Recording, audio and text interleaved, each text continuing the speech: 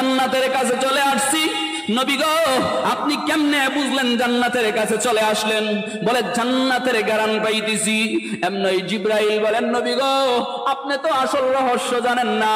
এটা হলো এমন পাহাড়, এটা হলো তুর পাহাড়, যেই তুর পাহাড়ে মুসা নবী আল্লাহর সঙ্গে কথা বলতো।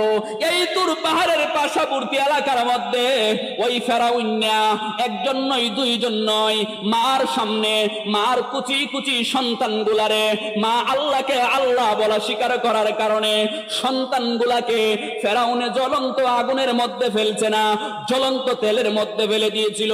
গোশতগুলা শরীর থেকে বের হয়ে গেছে আর হাড্ডিগুলা রয়ে গেছে। ওই তিনজন সন্তান মা সহ চারজনকে ফেরাউন আগুনের মধ্যে ফেলাইছিল, ওই জ্বলন্ত তেলের মধ্যে ফেলাইছিল। ওই মা বলেছিল এরে ফেরাউন আমি আল্লাহকে আল্লাহ স্বীকার করার কারণে তুমি আমার তিনটা সন্তানকে জ্বলন্ত তেলের মধ্যে ফেলে দিলা, তবে আমার কোনো আপত্তি নাই, আমাকেও তুমি ফেলে দিবা।